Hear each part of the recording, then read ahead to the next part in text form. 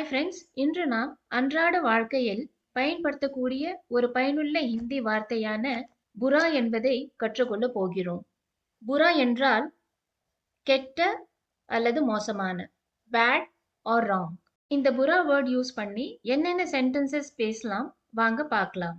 முதலாவது, அந்த பையன் மிகவும் கெட்டவன்.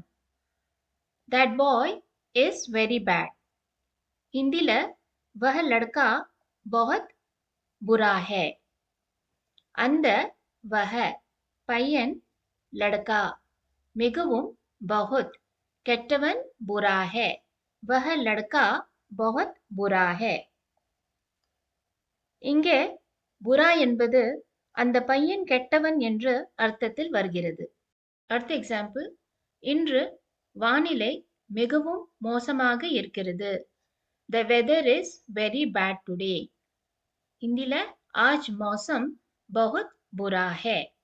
இன்று आज வானிலை மோசம் மிகவும் बहुत மோசமாக புரா இருக்கிறது है.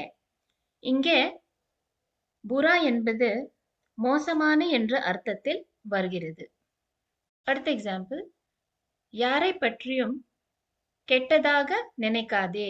Don't think badly of anyone. हिंदीல किसी का बुरा मत सोचो.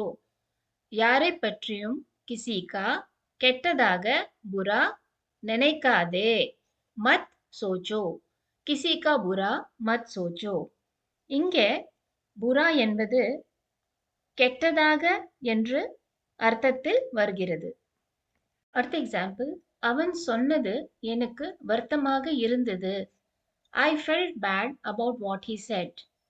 हिंदीல मुझे उसकी बात का बुरा लगा. அவன் சொன்னது எனக்கு, இங்க எனக்குக்கு मुझे, அவன் கா வருத்தமாக இருந்தது, बुरा लगा. ஓகே, எனக்கு मुझे அவன் சொன்னது उसकी बात का வருத்தமாக இருந்தது, बुरा लगा. मुझे उसकी बात का बुरा लगा.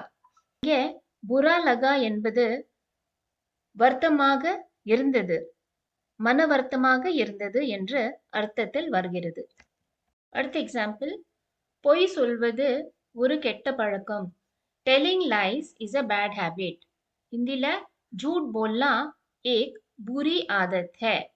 பொய் சொல்வது झूठ बोलना ஒரு एक கெட்ட பழக்கம், बुरी आदत है. இங்கே புரா என்பதற்கு பதிலாக புரி என்று வந்திருக்கிறது. இதை சென்டென்ஸ்ல கவனித்துக் கொள்ளுங்கள். இதை பற்றி நாம் கிராமர் லெசனில் பின்னர் விரிவாக பார்க்கலாம். ஃப்ரெண்ட்ஸ், இன்று நாம் புரா என்ற ஹிந்தி வார்த்தையையும் அதை வெவ்வேறு சூழ்நிலைகளில் எப்படி பயன்படுத்துவது என்பதை கற்றுக்கொண்டோம். இந்த சென்டென்சஸை தினமும் ரிப்பீட் செய்து பிராக்டிஸ் செய்யுங்கள்.